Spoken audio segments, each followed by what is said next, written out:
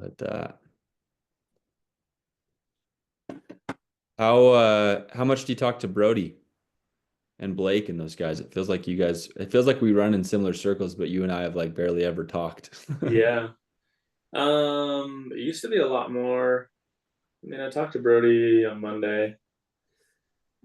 Cool. Yeah, it kind of depends. I used to help them out a lot over there at real Uh, estate investing school. So, oh yeah. Were you one of the teachers? yeah. I mean, 5 years ago, I was like one of the first students. Oh, really? hmm And they better have your testimonial slapped all over their website, I would hope.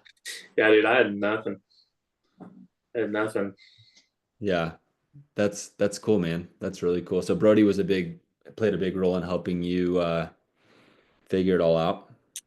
Yeah, it's like it's some of those things of like, oh, you know exactly what to do now, and that's super easy. Like, Yeah.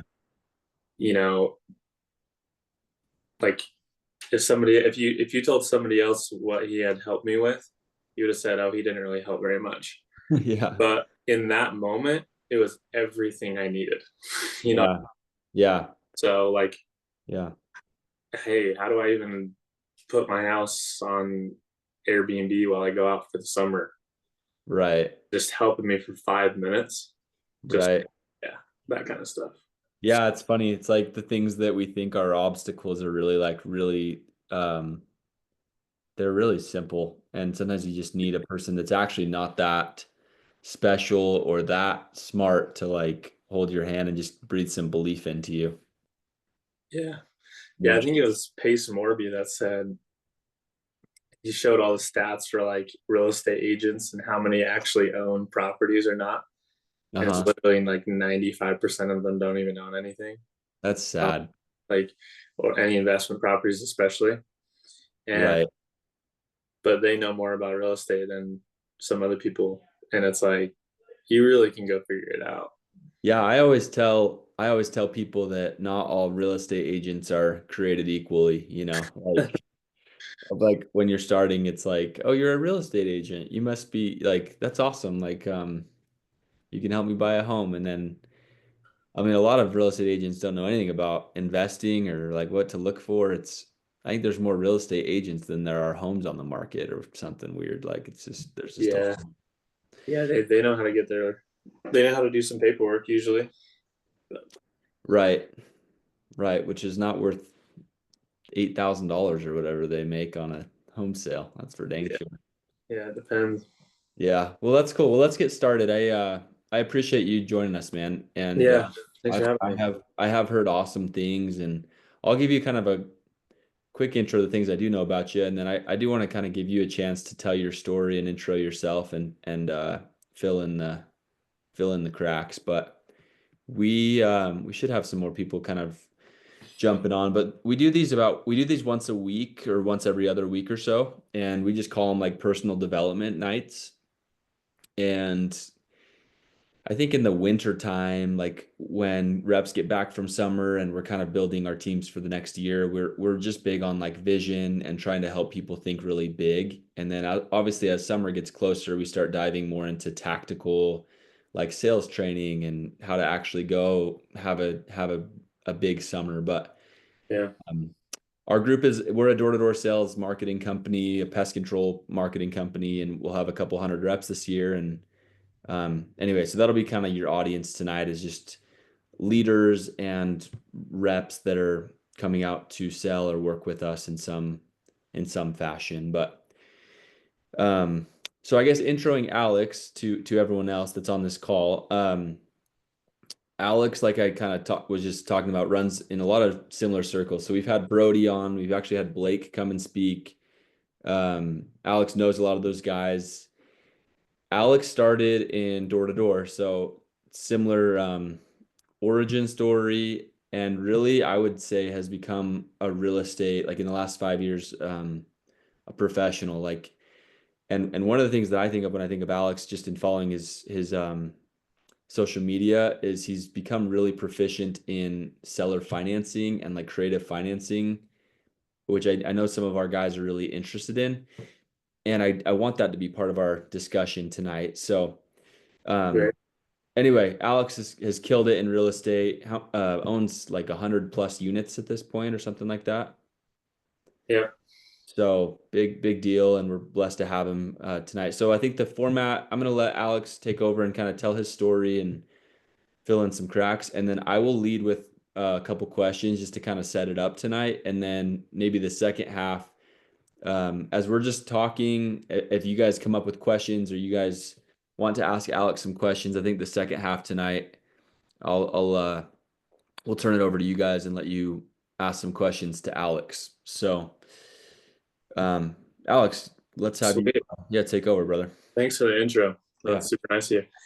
I have crazy respect for all the door to door people because I did it for like 3.5 years, and I was never like the top sales rep, anything like that.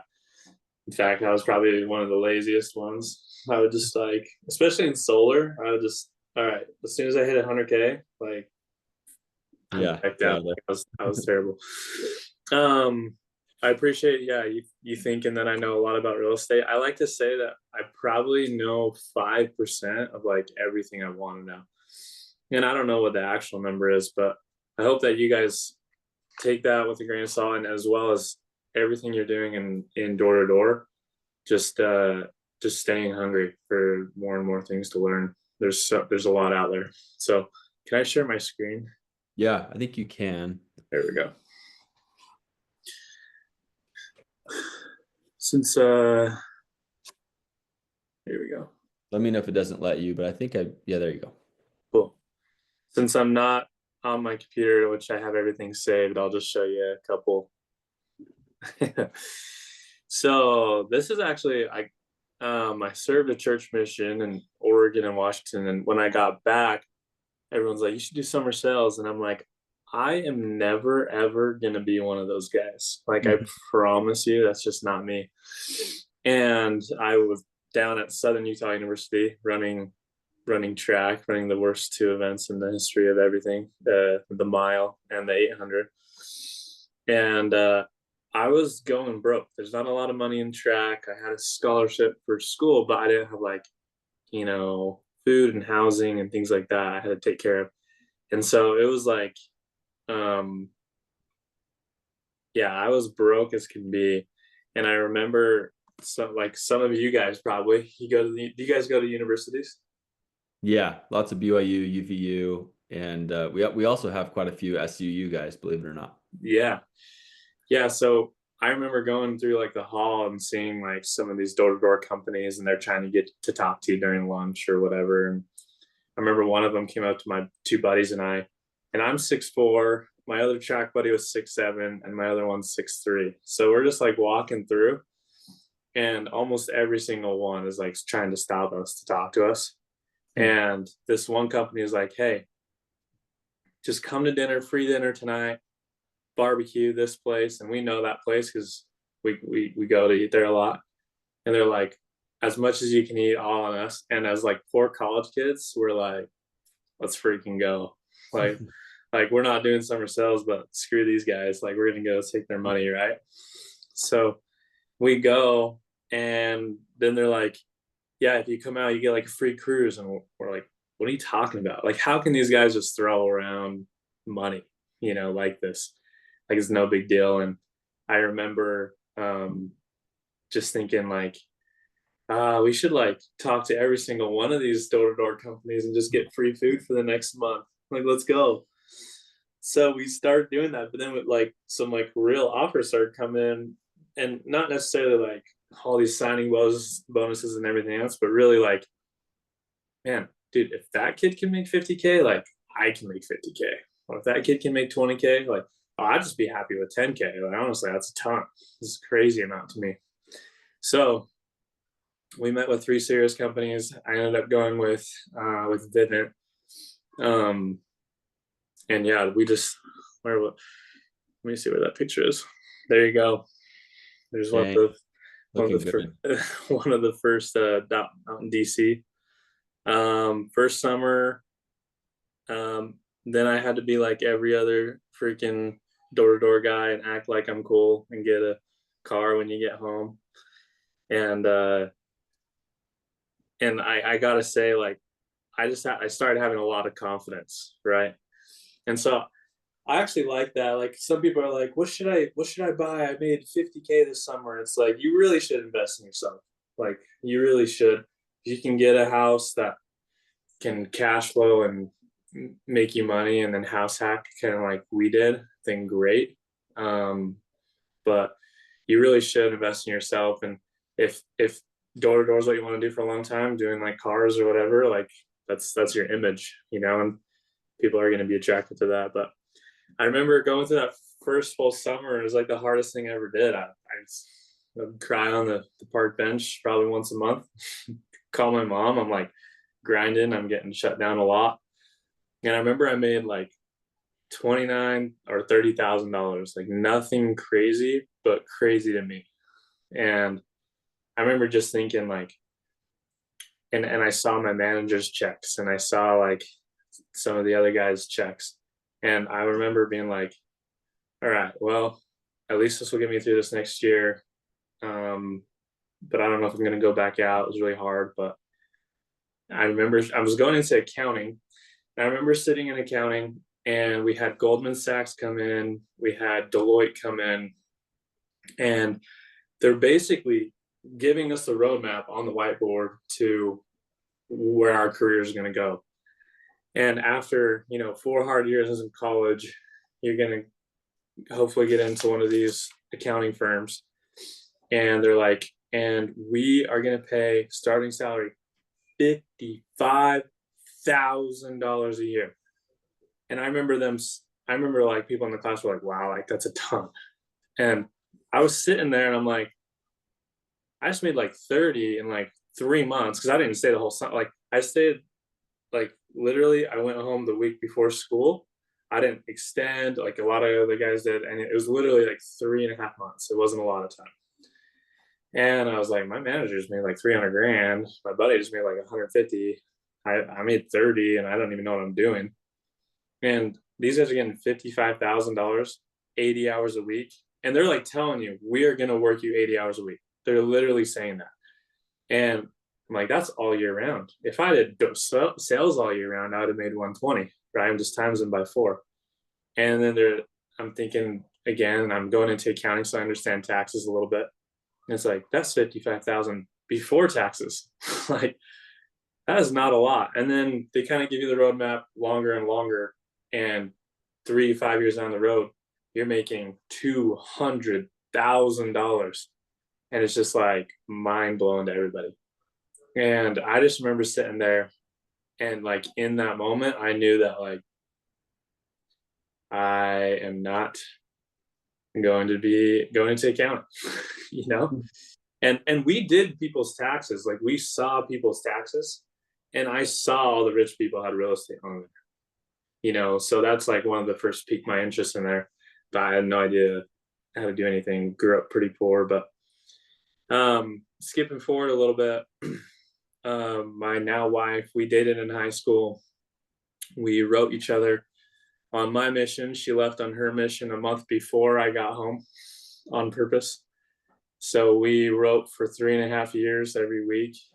Sucks. Yes, I still dated in college and stuff, but It's a I long time. she finally got home after that first summer.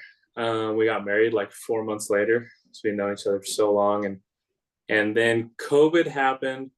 We got married March 7th, 2020. COVID happened like 4 days later. And we're like in the middle of our cruise. And we're supposed to go out to sell because I decided to go back again in Orlando.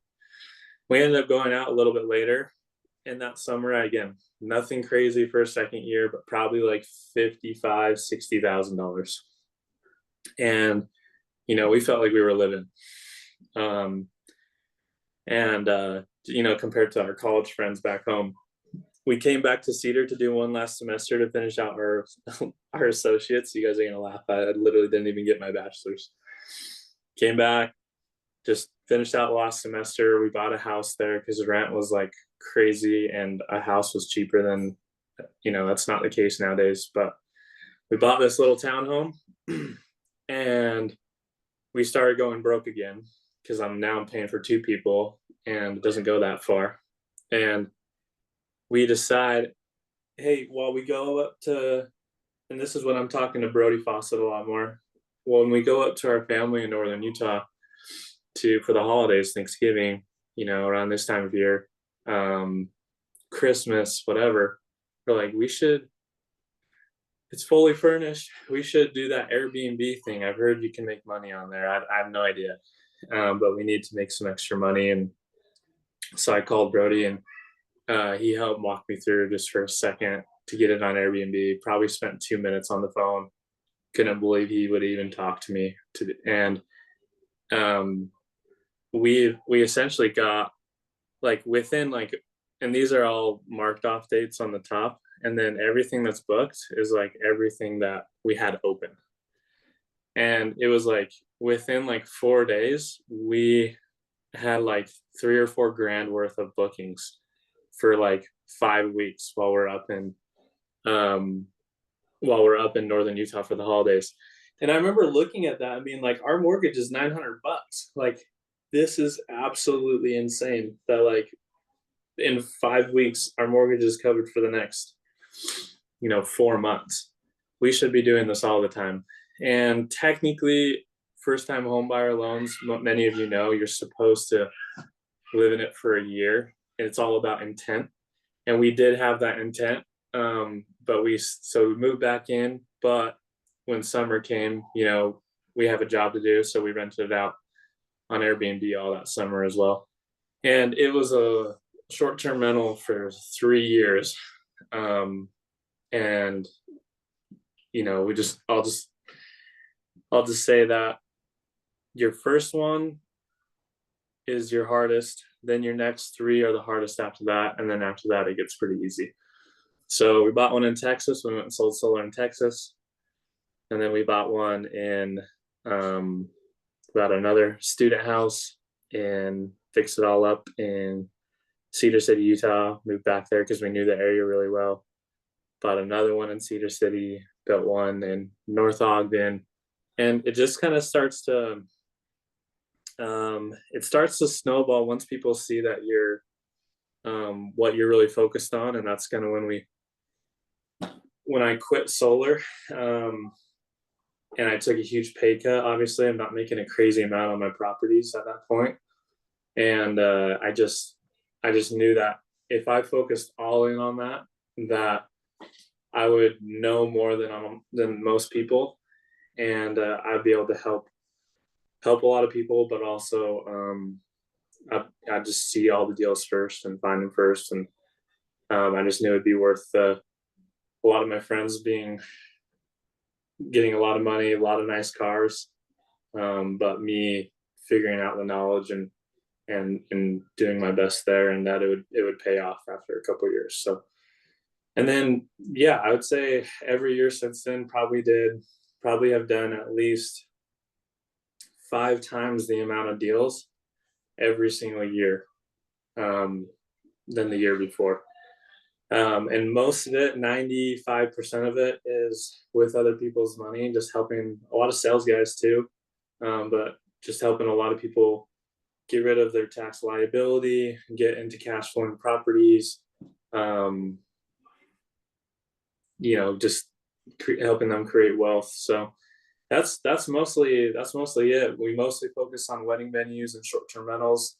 It's not really announced yet, but I'm going on to Elk Ridge Management with Lame Kinney. So we have about 70 million worth of real estate, and yeah, that's our main goal, is literally to help other people, help them focus on where they're at or where they want to be, right? And what I would say is, I wish somebody would have told me this when I was doing sales, but hey, if you go all in with sales, you'll make way more money and you'll be able to give it to somebody that can help invest it for you, right?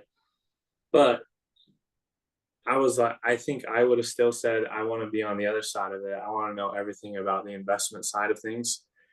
And I want to be able to help those people that are making tons of money, so they don't have to focus on something that they're not going to be focused on all year round, and be able to get them in there. So it doesn't really matter too much for your first like house acts. You go move in, you rent it, you rent out part of this, one side of it, you live in the other, whatever. But it was over these last 4 years really like a lot higher interest rates. And so that's kind of where the seller finance comes into play is um, just figuring out how to take over people's mortgages that are like 2 or 3% interest rates, as well as about 40% of Utah owns their property outright, free and clear. 40%? Yeah, yeah, it's Wow, that's crazy.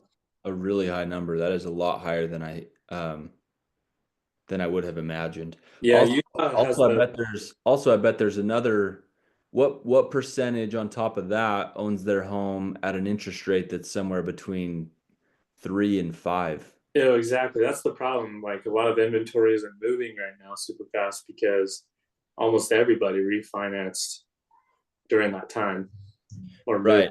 So that then creates opportunities probably for you in seller finance, right? Because a big portion of the market owns their home in cash, and then I would guess another big portion, maybe 30+%, is at a interest rate that they like, right?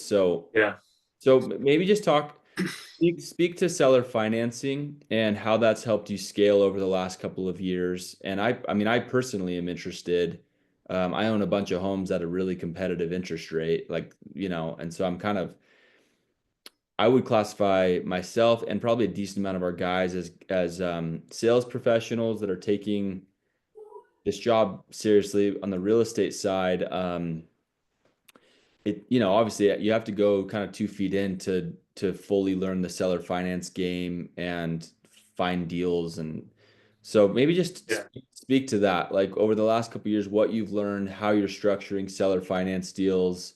And if you guys have questions as he's walking through this part, definitely jump in and let's try to extract some value out of this piece. yeah. Um, I really had never, I really hadn't heard the term a ton. Um, I was just like, there's got to be a way to, these people that need to sell their property. There's got to be a way to get the, purchase price that they want out of it, or the most amount of money, or some of them, if it was an investment property, they don't want to pay capital gains, right away on it. So just getting them to have a low down payment. And I mean, let me backtrack a little bit. Sure. You guys care a lot about like numbers matter and, key performance indicators, however you want to say it, the amount of doors knocked, the amount answered, the amount of pitches, whatever it is, like numbers matter.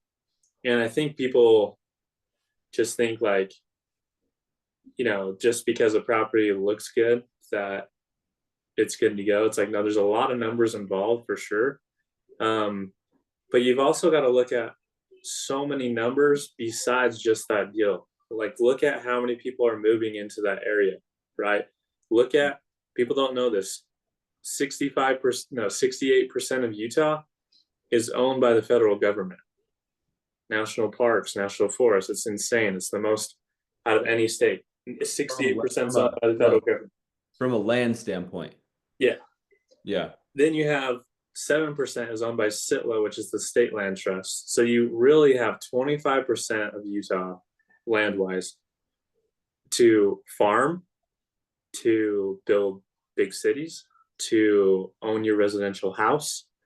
And it's not very much land. And that's why Utah is like the third most unaffordable state. There's just this supply and demand, right? And so it's just like understanding that. And when you have people say, oh, Utah is like overvalued or this and that, we are like thousands of homes behind more and more every year on what we need, right? So you just have to understand like, yes, the numbers for the deal matter, but what also matters a lot is understanding, is it going to stay at that value and or continue to go up, or is it going to be like Detroit or one of these other places where you're going to park your money there it's going to be worth half and you're going to get screwed, right? And so that's why looking back, I do think that I got lucky on a few things. Didn't know Utah was that good, right? I didn't know being by university, I could count on Airbnb. And if that's not working good, I could do student housing. And if that's not working good, I could do single family, long term rentals, right? There's a lot of options. Those are things I like learned while in the fire. So that's what I would say is like it's the same thing with seller finance. Like I'll go into a few specific deals so you guys can understand exactly what we're doing. But Before you do ultimately, that, before you dive into seller finance, I guess one question just on what you're talking on. Are you still at this point really hot on Utah? Like because of that, because of the government owning a lot of the state and kind of like a limited amount of land that's up for grabs, like are you bullish on Utah? yeah, yeah, I am. I am on an appreciation standpoint. Now Yeah, we can go into like commercial stuff later, but that's more like they just go off a cap rate. They're not going to go off of comparables for like the value of the property. right. But what I will say is like, yeah, Utah is a lot of you can count on pretty good appreciation over the next I think by 2032, it's estimated that the median house price in Utah will be $1 million. Right now we're at like 600,000. Wow, that's almost double. Yeah, like some townhomes in Utah County literally are 600,000. Right.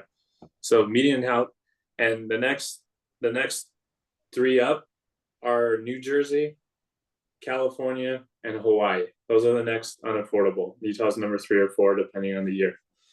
So I am for sure, but like, for example, we bought a mobile home park in Kentucky, seller finance, and we got the whole thing for 600 grand, right? 60 units. But the appreciation isn't there, right? Yeah. We could probably sell that right now for 800,000, 900,000.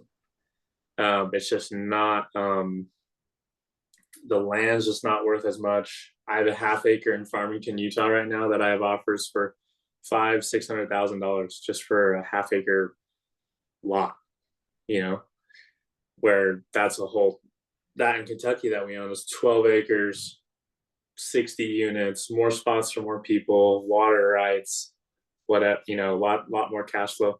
So that's kind of my point is like you say I want to get into real estate investing, and I say there's about 100 different ways to do it. How do you want to do it? And you say, oh, I'm not sure.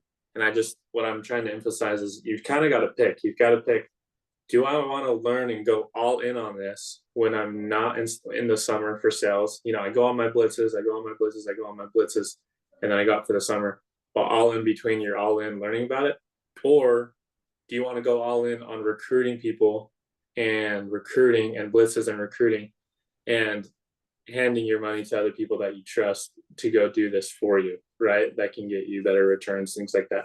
So Yeah, I'm and just saying, my thought on this is like there's honestly not a right or a wrong no, answer. there's not. It's it's Yeah, just what do you want? And sometimes I think the other just important thing to consider is like what are your skill sets, right? Like yeah, if someone's super technical, um, I don't know, like there's just some people are really built for the sales grind and the leadership grind. They love impact, that they love the people, yeah, that component to it.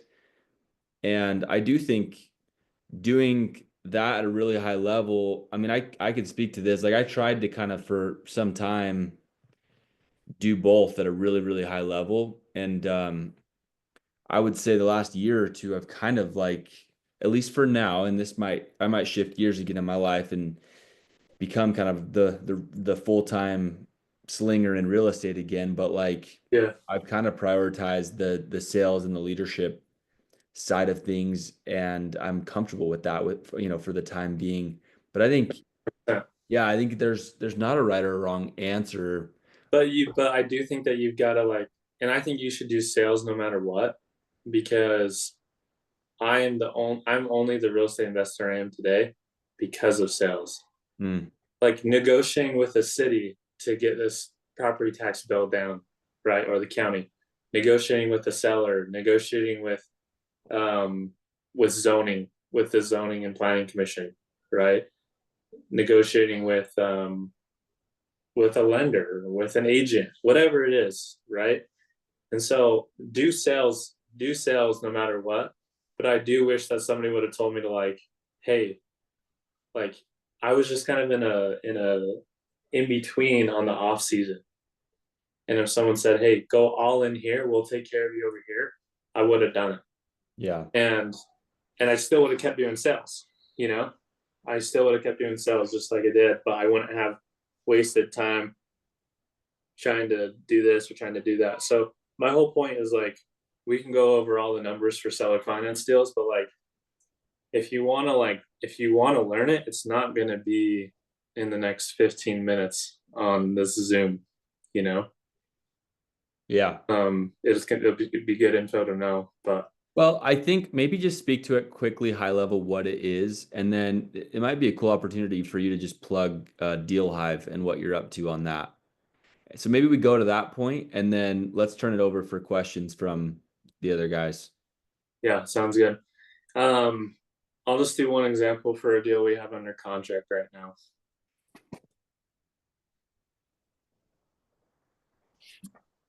Here, I'll just go to it. You got any recruits in Utah in Logan, Utah State? Yeah, a little bit. Okay, here you go. All right, so this used to be an old bakery. We own other wedding venues, so we know like exactly how much this would cash flow and stuff. Changing it to wedding venue, wet that with the city, made sure we're good. The owner right now, he owns it free and clear. It's 3 million. It's 2 acres, and he essentially, because he lives in these states for half the year, and because he lives in, I think it's like Slovakia, like he's literally not from the US half the year. He doesn't want to have to deal with this or finding another tenant or whatever. And selling it would take about 6 to 12 months on a commercial deal like this. So we just said, hey, we'll close pretty quick, but we want it seller financed. We want 10% down or less, 3% interest, interest only, 10-year balloon. So essentially, what that means is like it's a 3% interest rate, but interest only, so the payment's even lower.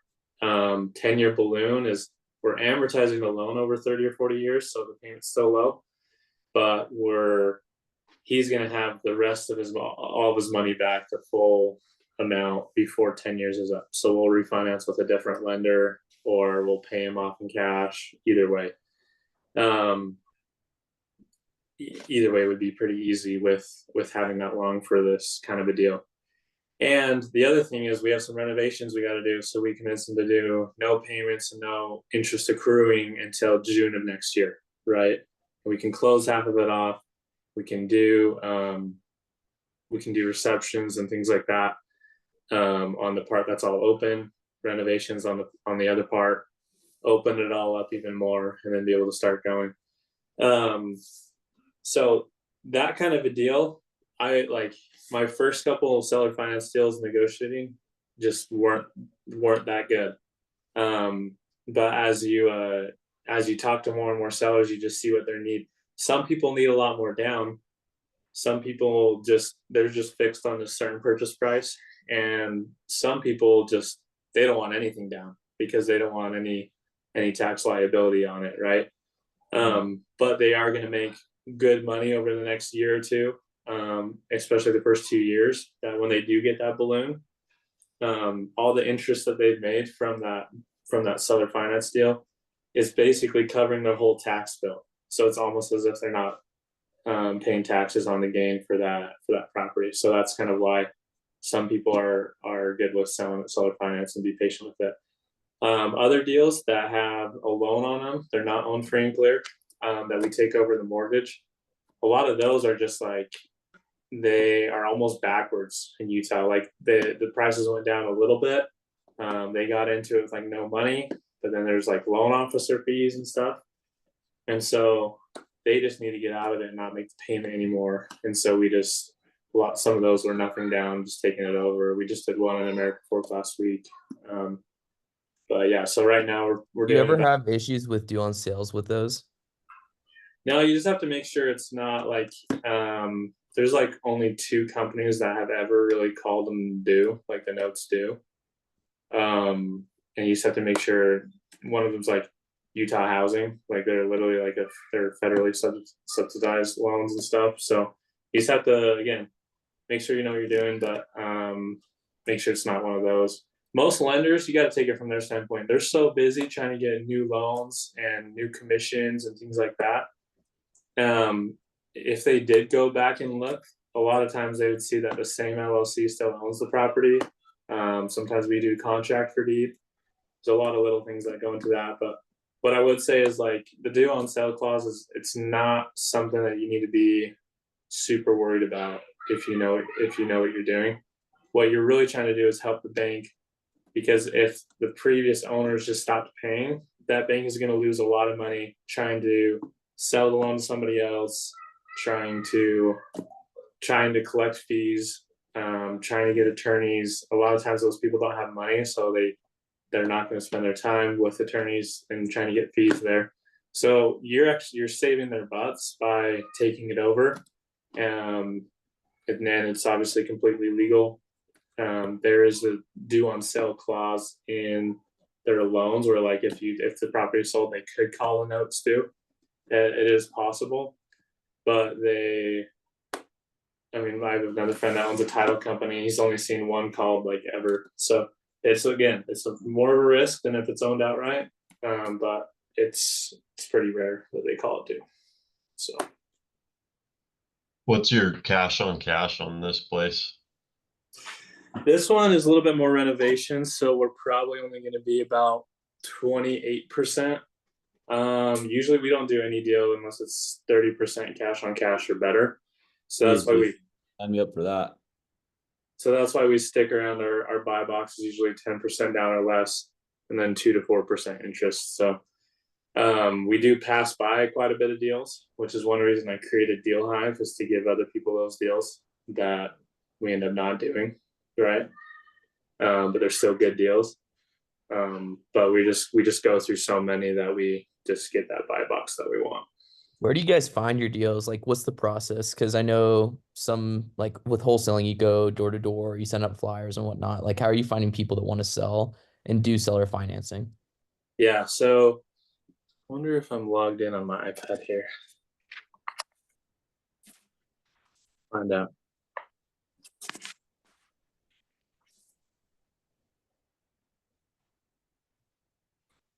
Maybe, maybe not. Oh, that's incorrect. I must have changed the password. I'm logged in on my phone. Give me a second. Can you guys still see my screen? Yeah. There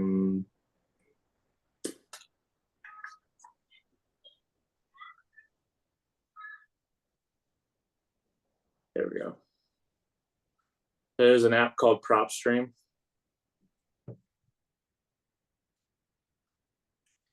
That on the computer, it's a lot easier. It almost looks like a Zillow. But you can see all the houses that are on the MLS for sale, but you can also go like click on any house that you want.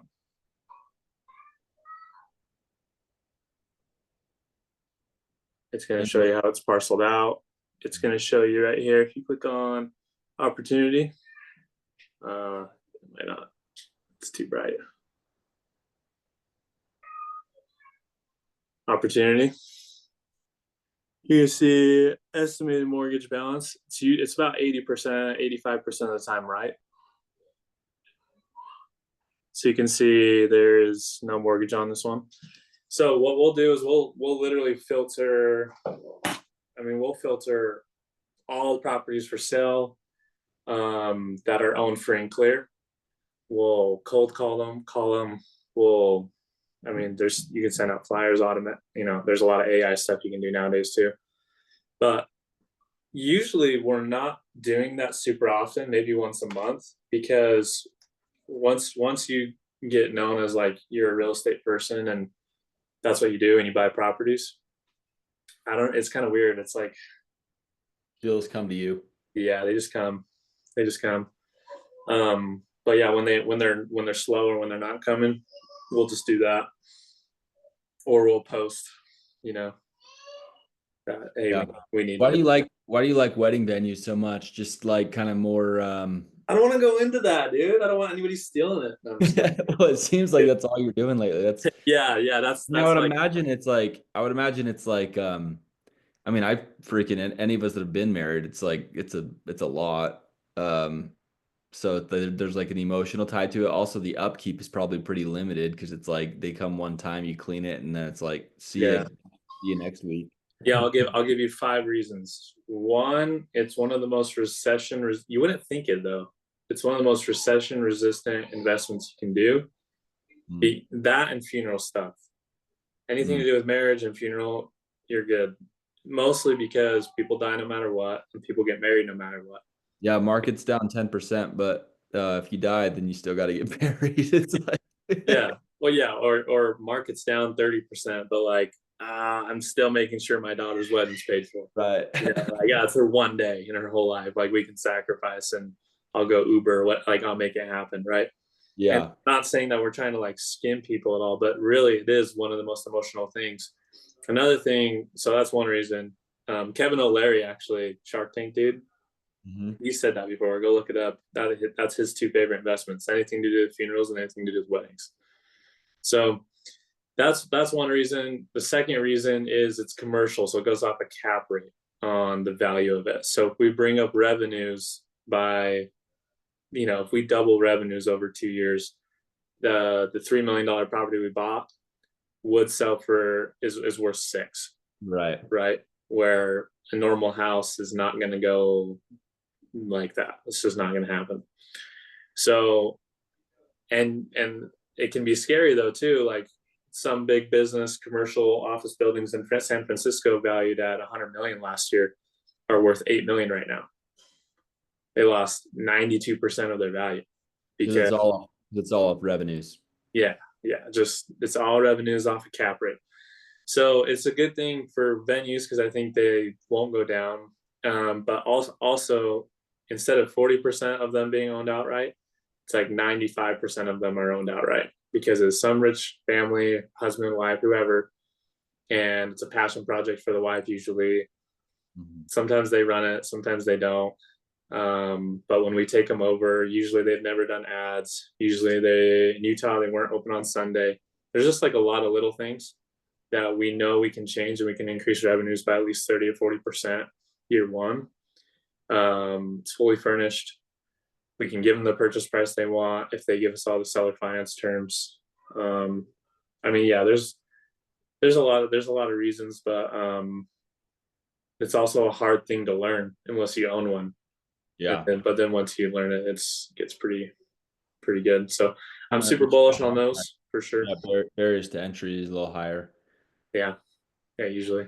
Cool. Well, let's turn it over for questions. This has been awesome, man. I think there's been some really cool nuggets, and I've definitely learned some. So, any questions, guys, from Yeah, you can guys? you explain how Deal Hive works? And because I'm in a position where I want to buy more real estate and I, on paper, with like taxes and everything, can't qualify, even though I have the cash to do it. Right. Yeah. So, like, how does Deal Hive work? Like, what's the fee there? I don't know if you can give like the pricing model or anything. I was reading on your guys' website, like, we can use our own agent. Do agents usually take advantage of that, or is it individual investors? Like, how does that all work? Yeah. So to be fully transparent, Deal Hive is new in the last like 45 days. So there's a lot of things we're learning with it, and there honestly will be a lot of change. But yeah, the main thing is it's a place where people can put good real estate deals. We can put deals that we don't end up doing on there that they're still good deals, and people like you can go pick them up. A lot of times we've already negotiated the seller finance terms on it. Um, Deal Hive is free. Actually, we just decided to make it free, make it a good platform for people to hopefully like us more and trust us, and yeah, so you'll just be able to see stuff on there. We also have a wholesale company that wants to um, come take some ownership on it and be able to put all their deals through there. So you can get deals for you know, a lot less money than what they're worth, and then you don't have to qualify really. It's really just you can do hard money or whatever. It's just the deal qualifies. So you get a deal that's appraised at 500 grand, but it's you know, the husband wife lost the house, and or they're going to lose the house, and they're fine just taking 350, and so you just give it to them cash with the hard money lender, and then you just resell, then make 100 grand, 50 grand, whatever, things like that. So yeah, Deal Hive, it's literally a platform for people to throw deals on there that, you know, that they want more investors to see, and it's for investors to go scroll like it's Zillow, but they're already investment properties, and be able to go pick them up, because Zillow is not going to show you an Airbnb for sale, right? It might be a house that happens to be an Airbnb, but it's not specifically, here's all the numbers for the Airbnb, here's everything, and buy an investment property. So but yeah, it's not like my main focus or anything like that, but it is a good place to go. We've just learned that people are lazier than we expected in the market, and even though they say they want to see deals, they really just want people to hold their hand, wholesalers, agents, us as partners, to hold their hand and get them in the door and get them real estate. So we've had Deal Hive on there. There's great deals on there, and people just don't pick them up because they think if it's on there, it can't be that good, or if it's on there, I bet there's better deals with so and so or whatever. So we just realized like the market's just kind of interesting for that. We're just learning. Sorry, that's a long answer. Probably didn't answer your question. Oh, it did. Yeah. So I was just reading on your guys' website. You have people that post those deals, Mm-hmm. and you have a team that goes and makes sure that it is a good deal Mm-hmm. before actually posting it to the Yeah, public. we don't look up like all the zoning and everything else. We literally just we take a glance. We can pull comps in about 2 minutes. Make sure they're not like charging something outrageous. That it's like an actual good deal, right? There's and we just kind of vet it before we put it on there.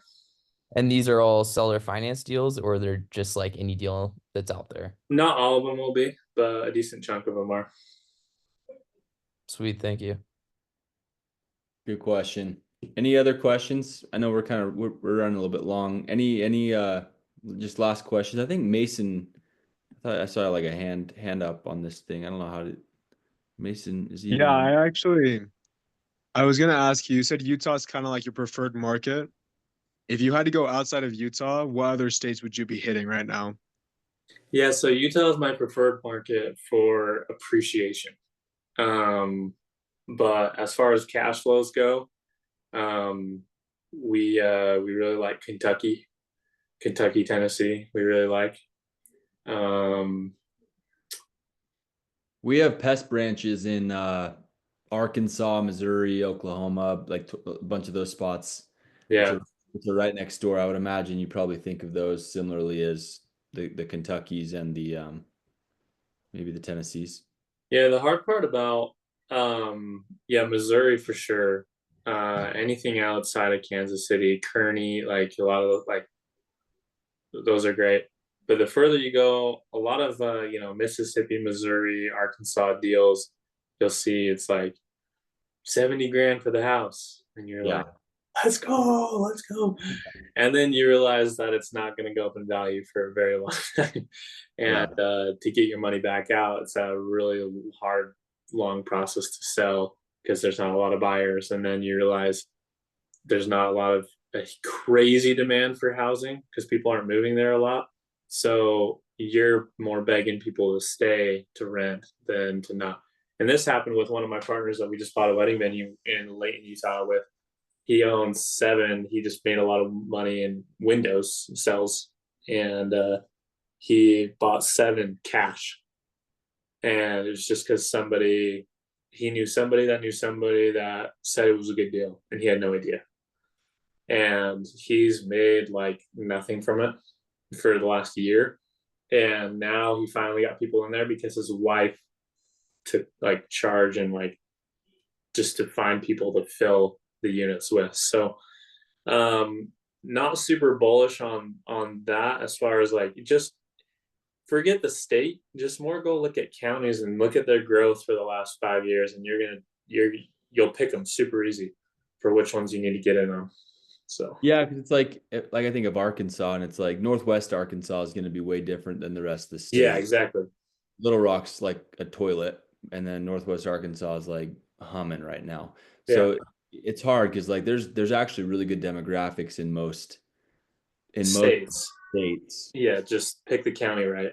The county matters more than the state. I think I agree with that. Yeah, So because what you don't realize is county leaders and city leaders are just as, if not a little less competent than you. So like if they have growth mindset leaders in that county, like that's where you want to invest, right? It's just the same thing. You want to go pick a team to go sell with that has growth minded, and they're not just like 90 years old and don't want anybody else to move into their town. You know what I mean? So yeah, I guess a follow-up question of that then, what are the resources you use to find what counties are good and what counties maybe aren't so good? Like, how do you determine that? yeah, usually, like I said, numbers are super important. They don't lie. You can literally just if you're looking at some properties on Zillow or wherever, and just look at the city and the county, and just literally Google, Iron County growth rates over the next, growth rates the last 10 years. And if you see it the same, most likely it's going to be the same for the next 5 or 10 years. You know, if you see it just like slowly climbing, then it's probably going to slowly climb. And that's really it. It's not. And another thing is like we bought a lot of stuff in Cedar City, Utah at first because I knew the school so well. I knew the university president. I knew that it was the fastest growing school in the state. Um, you know, obviously it's like smaller than a lot of the big schools, but the growth rate was almost double any other school in Utah for like 3 or 4 years straight. So I knew that there was more student housing needed. I knew that more parents were going to come visit the town. So for Airbnb stuff, right? I knew Bryan had ski resort 30 minutes away from there. Just bought a bunch of land and was doubling in size. So it's less about the actual property, in my opinion, if you're thinking appreciation, and more about the town, the city, the county, and yeah. So That's awesome. Thank you. Any other questions?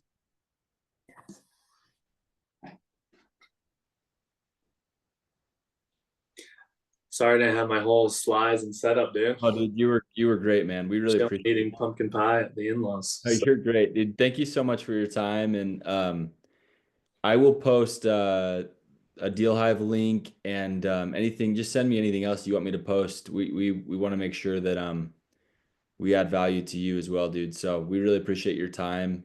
Yeah, And yeah, dude, like these again, the purpose of these is just to kind of build vision, get our people thinking big, and you've done an awesome job of helping inspire us tonight. So I appreciate that. Yeah, I'll send over Deal Hive link, and then I'll also send over Llama and I. We take a lot of we send out our deals that we're partnering with capital partners on.